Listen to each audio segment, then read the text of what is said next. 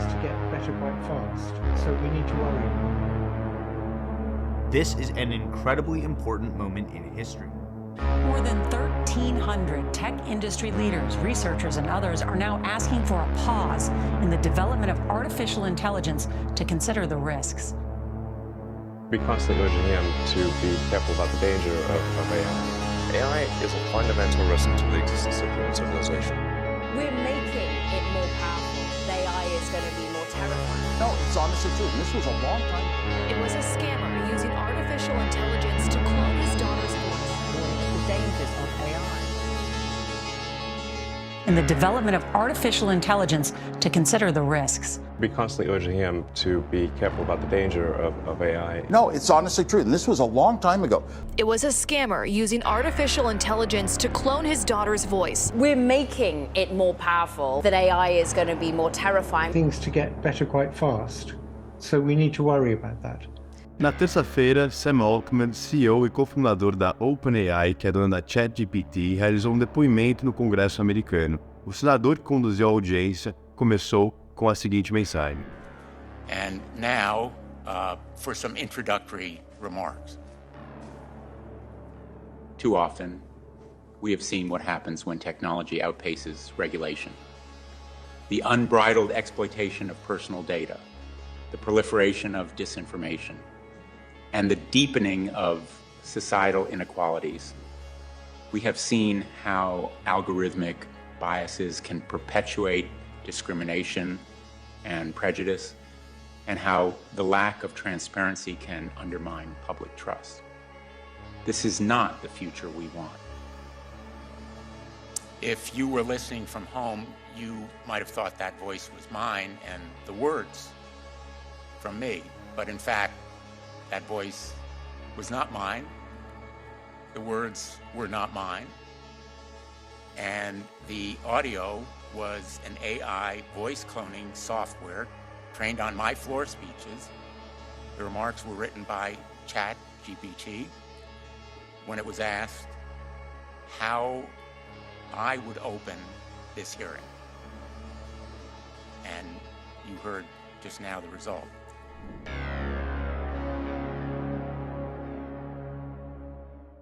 Boa tarde, pessoal. É muito bom estar aqui novamente. Eu, Rafael, junto com meu sócio colaborador, Thiago Pedroso, vamos realizar, uma série aqui do nosso bate-papo, um tanto quanto inédita, né, Pedroso? A gente faz toda sexta-feira um resumo dos principais acontecimentos da semana, mas hoje a gente vai falar sobre um tema específico, que é o tema da inteligência artificial e como que isso pode impactar, de fato, o mercado financeiro, né? A gente vê oportunidades muito claras, né? Especialmente em termos de produtividade, empresas conseguirem fazer mais com menos, e riscos, né? E o desemprego, será que a gente vai precisar de uma renda básica universal? O que os gestores de fundos, né, hedge funds mais nomeados dos Estados Unidos têm nos falado? Uma série de gestores falaram ao longo dessa semana, logo após a divulgação do relatório 13F, que é de fato as movimentações de carteira realizada ao longo do primeiro trimestre, né, divulgado 45 dias após o encerramento do trimestre. Então a gente teve muita novidade vindo aí essa semana. E Pedroso, antes de eu deixar você falar, só queria trazer um pouco de contexto do que o pessoal acabou de ver, né? Na terça-feira, pessoal, teve esse depoimento, né? O CEO e cofundador da OpenAI, que é responsável pelo ChatGPT, ele foi lá e depois no Congresso americano. E o senador responsável pela audiência começou, né, o depoimento colocando ali uma gravação. E ele realizou essa gravação utilizando um software de conniving de voz com o algoritmo da OpenAI, junto com um script criado pelo próprio ChatGPT. Como vocês viram, né, em tese, não dá para diferenciar a voz feita pela inteligência artificial da voz do próprio senador, assim como os comentários que ele realizou, né? E isso deu aí o contexto para eles começarem esse depoimento. E muito curioso, quem propôs o depoimento foi o próprio Sam Altman, né, Pedroso? E o que a gente viu, tá? Ao longo dos últimos anos, a gente viu Mark Zuckerberg, a gente viu, enfim, esses grandes líderes de empresas de tecnologia sendo massacrados no Congresso americano por falta de regulamentação das suas plataformas, né, especialmente rede social, tá? Esse foi um tema bem recorrente. E o Sam Altman não somente fez esse depoimento, mas convidou reguladores e senadores para adiantarem na segunda-feira, né, uma conversa mais íntima, mais privada, onde ele próprio, né, exibe ali os riscos que ele entende da inteligência artificial e como, né, a gente pode ser proativo e regular antes disso virar um grande erro. E agora eu vou citar ele aqui numa frase bastante impactante, tá, pessoal, que me chamou bastante atenção, tá? Acho que se essa tecnologia dar errado, pode dar muito errado. E queremos ser sinceros sobre isso. Queremos trabalhar com o governo para evitar que isso aconteça.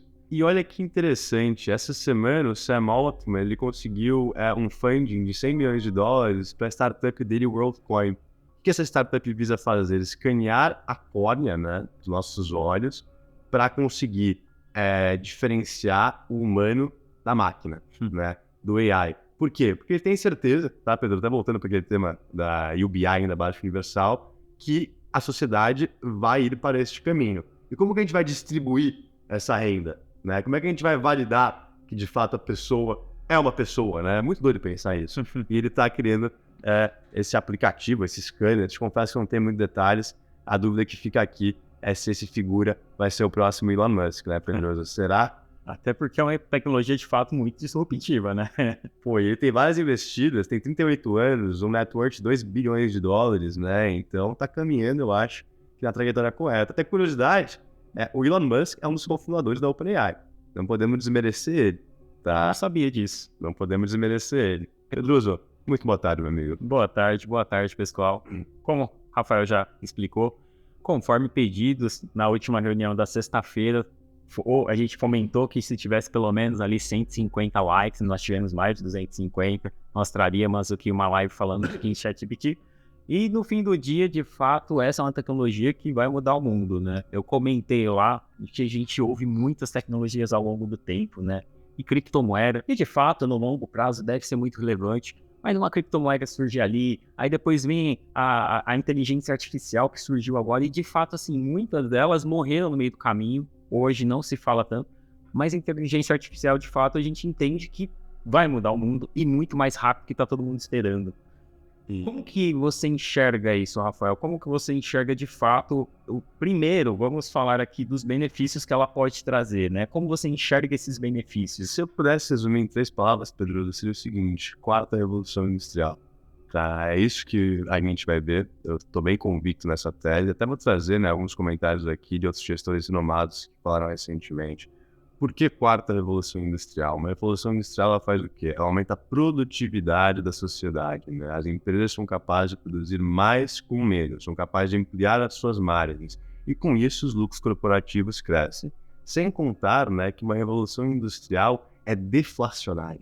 Né? Para o organograma macroeconômico é algo muito positivo, porque em tese deveria abaixar a inflação e com isso criar um ponto de equilíbrio nos juros mais baixo. Tá?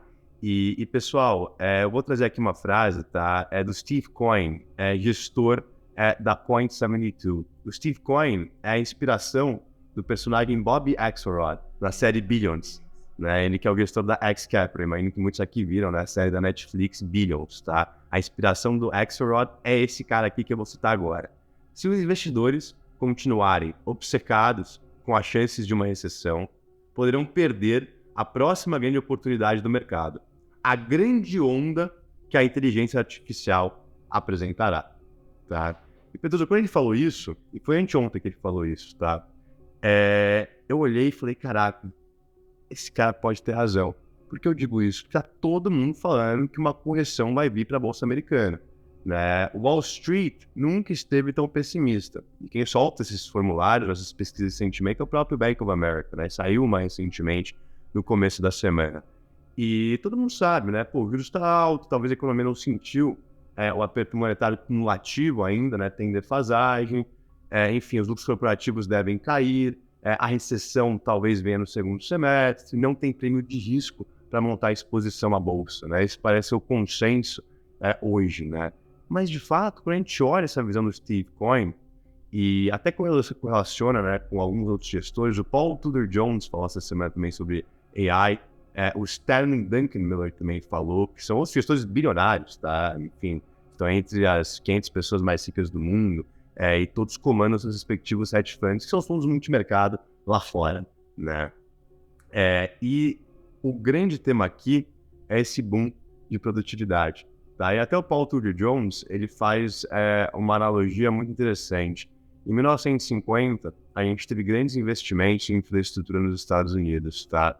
E de 50 e 60, as ações subiram na média 15% ao ano. Em 80, veio o computador. Em 90, veio a adoção em massa da internet. E nessas décadas também a gente teve retornos muito acima da média.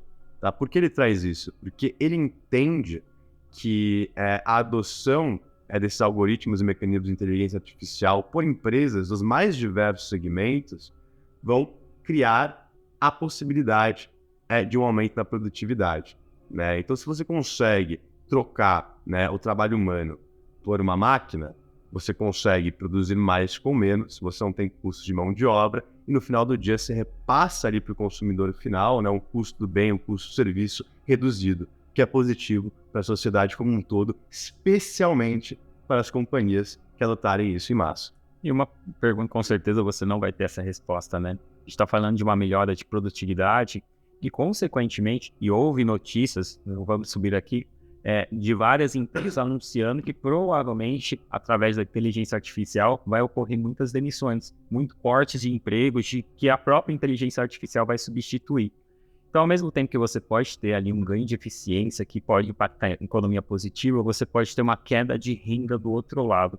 Como que o mundo pode se comportar num cenário desse? E aí vem a questão, Pedroso, a gente já mostrou esse gráfico, mas eu acho que vale a pena subir novamente, tá? Um gráfico da Goldman Sachs, tá? Que mostra, né, que nos próximos anos, 300 milhões de empregos podem ser substituídos por inteligência artificial. Isso é mais ou menos 18% da força de trabalho do mundo inteiro, tá? E aí você olha, né, os segmentos onde a Goldman estima que terão maior impacto, a gente está falando de trabalho administrativo, trabalho legal, né? Enfim, é algo mais relacionado a back-office, digamos assim, né? Automatização de processos corriqueiros e por aí vai. Mas é uma tecnologia disruptiva para todos os setores, né? E no final do dia cria um certo receio. Não é à toa que quem está na vanguarda disso, que é o Sam Altman, né? Enfim, fundador da ChatGPT, está com medo. O head da divisão de AI do Google se demitiu faz um mês porque ele falou que basicamente ele criou um monstro. Pai da internet. Importante. Perdão, o pai da inteligência artificial. Exato, essa é a nomenclatura dele, né? Como o mercado conhece ele.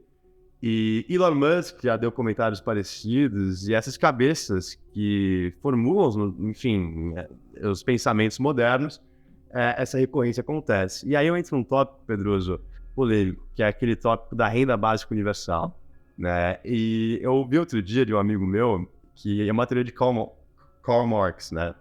Que um capitalismo tão avançado cria um socialismo, tá? E eu quero entender um pouco da sua interpretação dessa frase, tá? Por que eu digo isso? Porque inteligência artificial, produtividade, né? Eficiência sendo gerada, demissões em massa, mas PIB crescente, né? Tá falando que, eventualmente, né, a gente vai trocar humanos por máquinas, mas a atividade econômica vai bombar mais ainda. As sociedades vão ficar mais ricas. E com isso vem a questão da desigualdade. Como que você consegue consertar isso, né? E aí vem esse tema que é a renda básica universal, né? Os governos pagarem aí uma renda mínima para a população inteira, para a população conseguir sobreviver. Hoje nós temos algo parecido no Brasil, né, com o que é o Bolsa Família, né, que é uma renda básica para um público muito específico. Eu, de fato, não acredito nessa hipótese. Eu acho que essa hipótese ela é detratora para os mercados como um todo, porque provavelmente você não vai ter uma renda equivalente ao que existia de renda anterior, quando a pessoa trabalhava de fato. Você deve ter uma renda menor. Então você está falando, vamos ganhar produtividade, a economia vai crescer, mas com menos pessoas consumindo, e os setores que dependem disso? Então, acho que é muito mais complexa essa equação. E aí, se a gente for traçar um histórico olhando para trás, assim como a gente está falando aqui de inteligência artificial, revolução industrial, quando a internet surgiu, esse tipo de discussão existiu. Que iria acabar com os empregos, que ia ter demissão em massa. E a gente teve uma sociedade que evoluiu e se adaptou às novas necessidades, ocorreram criação de novos empregos, de novas funções. Eu acredito que esse seria o caminho muito mais provável. Talvez é lógico, você vai ter setores inteiros que vão ter queda, enfim, vai ser muito provável que isso vai acontecer, assim como aconteceu em toda a história. Mas ao mesmo tempo vai surgir muitas novas funções. Eu queria concordar, de um deslocamento de mão de obra. Exato. Certos setores se tornando obsoletos, né? E, enfim, novos setores vindo à tona na economia. Né? Talvez coisas inimagináveis nos dias presentes. Agora, eu tenho uma impressão que uma coisa ela vai se acelerar, o processo de desigualdade com certeza continua se acelerando nesse movimento, é algo que a gente já vê nos últimos anos, e principalmente a desigualdade entre países. Os países desenvolvidos provavelmente vão conseguir capturar muito mais rápido e muito melhor isso do que países que não são desenvolvidos, principalmente por conta da falha na educação de países como o nosso. Então, como que a gente tem pessoas que consigam criar uma inteligência artificial que consegue concorrer com ChatGPT, tudo que vai ser criado no mundo desenvolvido. Então, quem vai ganhar essa eficiência no final do dia? Quem vai se beneficiar? Eu acho que o grande ponto de desigualdade talvez não seja só a desigualdade entre pessoas, vai ser entre nações. Pedro, perfeito, tá? Eu acho que é algo muito mais existencialista, né? Então, a gente tem que ter autoridade aqui para estar realizando essa reflexão com vocês. Então, eu queria tornar esse papo um pouco mais objetivo, legal, e trazer isso para a nossa realidade, né? De mercado no dia a dia, tá, pessoal? E aí eu vou subir aqui, a gente falou de hedge funds, né? Eu comentei que, essa semana saiu o relatório 13F, que é basicamente as movimentações que os fundos, né, os gestores com mais de 100 milhões de dólares lá fora realizaram ao longo do primeiro trimestre do ano passado. E aqui eu sou um compilado, né? Vocês vão conseguir ver Bill Ackman, Warren Buffett, Daniel Loeb, enfim, e por aí vai, tá? E o que acontece, tá, Pedroso? A gente vê que os gestores, eles aumentaram pra caramba a exposição a equities ao longo do primeiro trimestre, né? Até o próprio Michael Burry, né, que é o cara do Big Short, que previu a crise de 2008, comprou banco regional, né? E o Marco, se eu não me engano, ele estava prevendo que teria uma crise lá, ele estava super pessimista com o mercado americano, né? Perfeito, ele mandou no começo do ano, né, sell, ele só escreveu isso no Twitter, venda. Aí depois ele mandou um mês depois, estava errado em falar venda, né? E agora ele aparentemente tá o Big Long, né? Porque ele dobrou a participação na JD.com e na Alibaba, que hoje são as maiores posições dele, né, do Michael Burry, e comprou 3 bancos regionais. E entre esses bancos regionais, ele comprou aquele PacWest, né? Aquele banco que estava nos holofotes 2 semanas atrás, com a ação caindo aí mais de 95% no ano, tá? E a gente viu essa recorrência, né, dos gestores aumentarem a sua participação long no fundo em praticamente todos os principais, tá? E por que eu quero trazer essa analogia para a inteligência artificial? Porque, pessoal, realmente, né, a gente não sabe o que isso vai causar ou criar, mas certamente a produtividade irá aumentar. É natural que à medida que a tecnologia vai se avançando, a gente consegue, né, justamente ter essa geração de eficiência, tá? E hoje, às vezes, a gente fica tão nichado, né, olhando ali, vai vir a crise, a mãe de todas as bolhas está prestes a estourar, né, que de fato é verdade, tem dados que corroboram isso, e aí eu até cito o Peter Lynch, né, que um dos grandes gestores, enfim, capitão aí do fundo Magellan, da Fidelity, enfim, eu acho que foi na década de 90, algo do tipo, tá? Ele fala o seguinte, Pedroso, que investidores perderam mais dinheiro tentando antecipar uma crise do que na crise de fato, né? Eu complementaria. Normalmente a crise está no lugar que pouquíssimas pessoas estão olhando. Enquanto a gente está achando que a crise vai vir de um setor X ou Y, provavelmente não vai ser lá, assim como aconteceu no passado, né? Ninguém esperava, por exemplo, um Covid. Perfeito, Pedro. E é isso. Então, fazendo essa reflexão, essa provocação, né? Eu, Rafael, por exemplo, sou um cara que está pessimista com o Bolsa Americana, sou um cara que está pessimista com o mundo, mas olhando, né, esses gestores falarem ao longo dessa semana, olhando esses impactos da inteligência artificial, isso, em tese, né, traz uma reflexão um pouco maior aí para fazer, tá? E aí você olha, tá, Pedroso, e olha que interessante, 2 programadores criaram essa semana o GPT Portfolio, né? Basicamente eles pegaram algoritmos do ChatGPT, né, e pediram ali para ele criar um portfólio, né, com base nesse machine learning que ganhe do S&P. E eles deram ali métricas tanto de curto prazo, gráfico, sentimento, como de longo prazo, fundamento para o AI analisar e vir com a cesta de ações, né? Qual que é os critérios aqui? Balanceamento semanal, 20 nomes, tá? E olha os nomes que vieram, tá, Pedroso? E eles até ranquearam os nomes, né? Pediram para o AI ranquear os nomes de 0 a 100, né? 0 sendo ruim, 100 sendo fantástico. Olha os 2 primeiros. Berkshire Hathaway, com uma pontuação de 96 pontos, e Google, uma pontuação de 92, tá? E começou a segunda-feira, tá subindo 1,4%, né? Isso contabilizando o fechamento de quarta-feira, então 3 pregões, contra uma alta de 1%, é 1,1% da Bolsa Americana, o S&P 500. Quero ver daqui uns 2 anos, vai, pra ver como vai estar. Vamos ver, isso não quer dizer absolutamente nada, tá, pessoal? Só uma curiosidade para vocês, é um prazo muito curto. E aí, esses programadores colocaram $50 mil do próprio dinheiro, né, para testar. Até vocês devem estar vendo isso aqui, né, a gente subiu. E já tem $8 milhões nessa estratégia, tá? Porque eles criaram um aplicativo onde você consegue replicar o que eles estão fazendo, né? E também estão monetizando, né? Através de uma tática de gestão, entendeu? E um negócio criado dentro da inteligência artificial, né? Vocês veem como, de fato, ela pode construir novos negócios e ser, de fato, muito eficiente. Perfeitamente, Pedroso. E eu fiquei muito feliz de ver a Berkshire ali em primeiro lugar. Sabe que, você quando me perguntam, que ação eu compro? Você me fala, compra índice. Eu prefiro uma gestão passiva do que uma gestão ativa. Não é à toa que, só 6% dos fundos de ações superaram o S&P 500 nos últimos 15 anos, né? 6%. Então, quem sou eu para querer superar o índice? Eu prefiro seguir o índice, né? Fazer essa gestão passiva. E aí, de vez em quando me pergunta, não, mas uma ação, me fala uma ação. Aí eu falo Berkshire.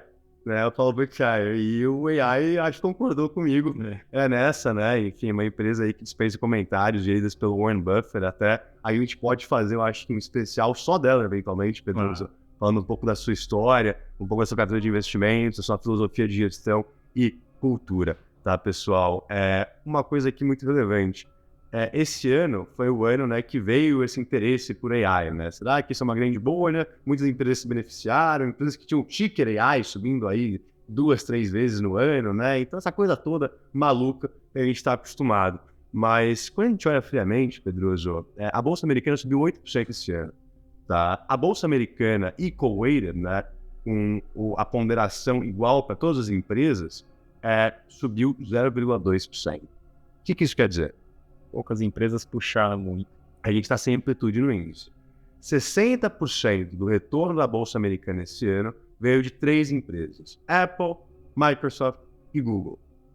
95% do retorno da Bolsa Americana esse ano veio de 6 empresas, né? Aí você coloca Nvidia, Facebook e Tesla na conta, tá? E até a gente sobe esse gráfico aqui para vocês verem, né? Olhem a performance aí no ano das Big Techs, né? Essas são as 8 maiores empresas da Bolsa Americana, né? Você vê que é tudo tecnologia, né? Menos a Berkshire Hathaway, né? Que é a holding do Warren Buffett, está entre as maiores também. Isso é ponderação por valor de mercado. É como eles calculam ali o peso das ações no índice S&P 500, tá? Meta subindo aí 100%, Nvidia subindo 103%, Apple, Microsoft, Google subindo mais de 30%, né? Tesla com uma alta de 40%, tá, Pedroso?